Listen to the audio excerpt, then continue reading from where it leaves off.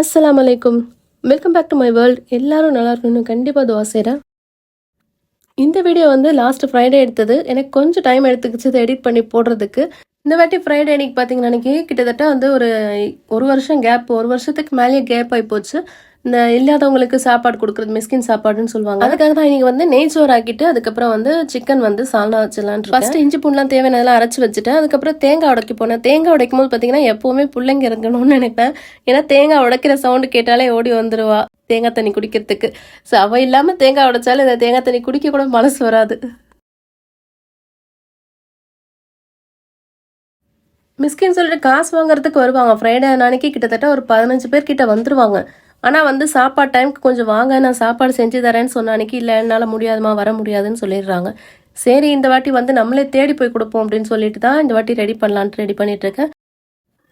So மொத்தமாக ஒரு 3 kilo ஆக்க போகிறேன். அதுக்காக வந்து ஒரு 50 ml நெய்யும் ஒரு 50 ml எண்ணெயும் சேர்த்து 100 ml ஊற்றிருக்கேன். அது கூட வந்து பட்டை, லவங்கம், ஏலக்காய், அதுக்கப்புறம் பேலீஃப் அதையும் சேர்த்து போட்டுட்டு வெங்காயம், ஒரு பெரிய வெங்காயமாக 3 வெங்காயம் நல்லா ஃபைனாக சாப் பண்ணி எடுத்துக்கிட்டு அது கூடவே கொஞ்சம் கருவேப்பிலை, அப்புறம் ஒரு 3 பச்சை மிளகா 2ஆ வெட்டி போட்டிருக்கேன். கொஞ்சம் உப்பு சேர்த்து நல்லா வதக்கிக்கணும். இது கூடவே வந்து ஒரு 150 கிராம் அளவுக்கு இஞ்சி பூண்டு பேஸ்ட், ஒரு கிலோக்கு 50 கிராம் வீதம் 150 கிராம் அளவு இஞ்சி பூண்டு பேஸ்ட் சேர்த்து கருகாம நல்லா வதக்கி, கூடவே வந்து ஒரு தேங்காய், பெரிய தேங்காவை நல்லா உடச்சி பால் புழிஞ்சு தண்ணி அளந்து வச்சு அதையும் சேர்த்துட்டேன்.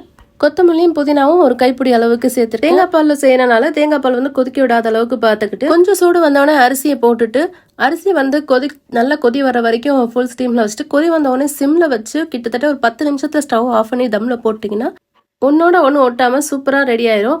மேலே வந்து ஒரு 50 ml அளவுக்கு நெய்யை வந்து ஊற்றி விட்டு அப்படி தம் போட்டுருங்க.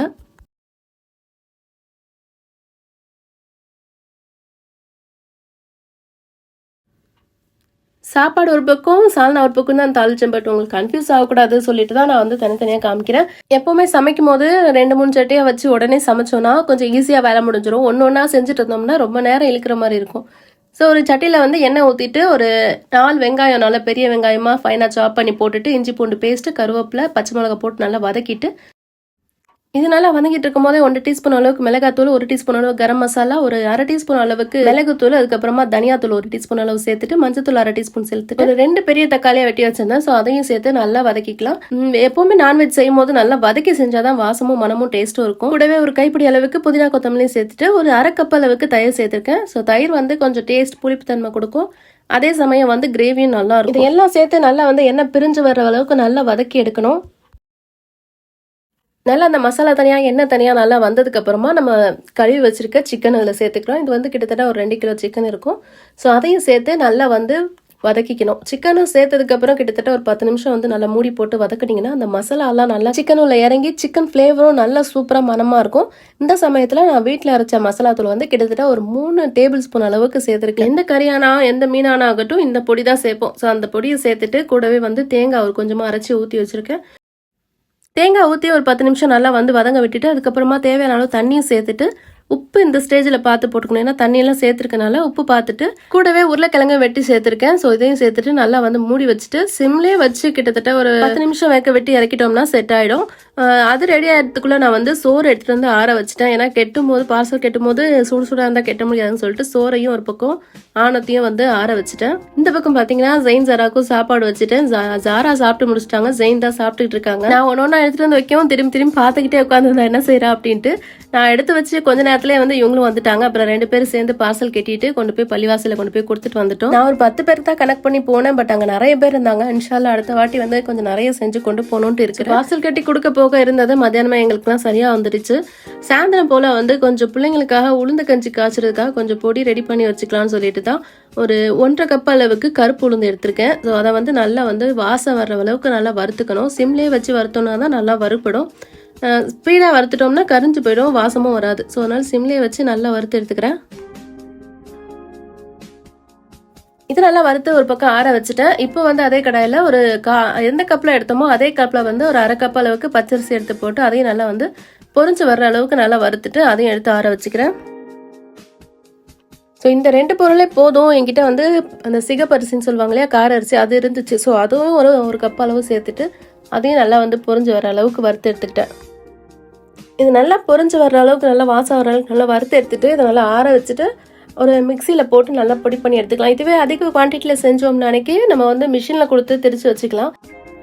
ஆனால் நான் எல்லாமே கொஞ்சமாக தான் செஞ்சுருக்கேன் அப்படின்றனால நான் மிக்சிலே போட்டுடலாம் அப்படின்ட்டு புல்லட் மிக்சி ஜார் இருக்கும் இல்லையா, அதை வந்து நார்மல் மிக்சியில் தான் போட போகிறேன். ஸோ இதில் வந்து அரைச்சி பார்க்கலாம் அப்படின்னு சொல்லிட்டு இன்றைக்கி வந்து இதில் தான் போட்டேன்.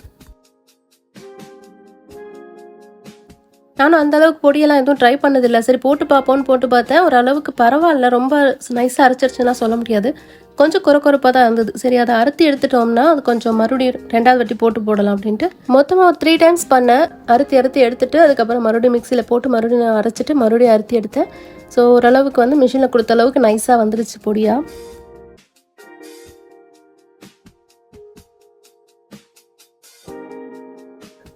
நல்லா ஃபுல்லாக இதெல்லாம் அறுத்தி எடுத்ததுக்கப்புறமா அதை நல்லா ஒரு வாட்டி மிக்ஸ் பண்ணிவிட்டு ஒரு கண்டெய்னரில் ஏர்டைட் கண்டெய்னரில் போட்டு ஸ்டோர் பண்ணி வச்சுக்கலாம்.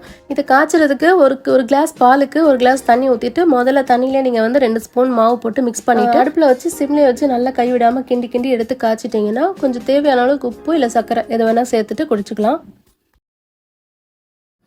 இது வந்து நைட்டு டின்னருக்காக ரெடி பண்ணிகிட்ருக்கேன். ஸோ இன்றைக்கி வந்து எறா கொஞ்சோன்னு இருந்துச்சு, அதை வச்சு தக்கடி போடலான்னு பார்த்தா தேங்காய் போட்ட மாவில்லை. அப்புறம் தான் யோசனை வந்துச்சு, சின்ன பிள்ளையில வந்து அம்மா வந்து ரவையில் செஞ்சுருக்காங்க, சரி நம்மளும் இந்த வாட்டி ரவையில் செஞ்சு பார்ப்போம் அப்படின்னு சொல்லிட்டு 1.5 கப்பு ரவை எடுத்துக்கிட்டேன். 1/2 கப்பு ரவை வந்து மிக்சியில் போட்டு நைஸாக பொடி பண்ணி அந்த 1.5 கப்பு ரவையோடு சேர்த்துட்டு வெங்காயம், தக்காளி, பச்சை மிளகாய், புதினா, கொத்தமல்லி, உப்பு, மிளகாத்தூள் எல்லாத்தையும் போட்டு இஞ்சி பூண்டு பேஸ்ட் போட்டு அந்த மாவு விரைய வச்சுட்டேன்.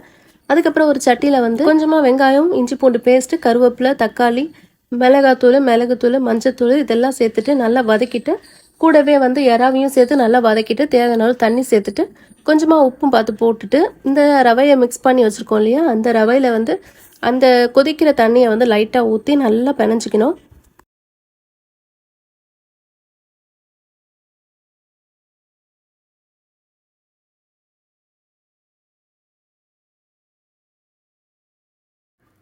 இந்த மாதிரி நல்லா பிணைஞ்சு எடுத்ததுக்கப்புறமா அந்த ரவையை வந்து சின்ன உருண்டையாக உருட்டி எடுத்து வச்சுக்கணும்.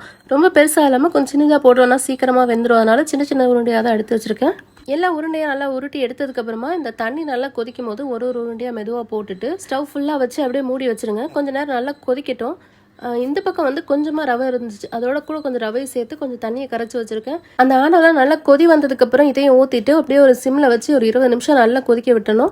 பார்த்திங்கன்னா ஒரு 20 நிமிஷம் நல்லா வேக வச்சு எடுத்துட்டேன். செம சூப்பராக கட்டியாக வந்துருச்சு.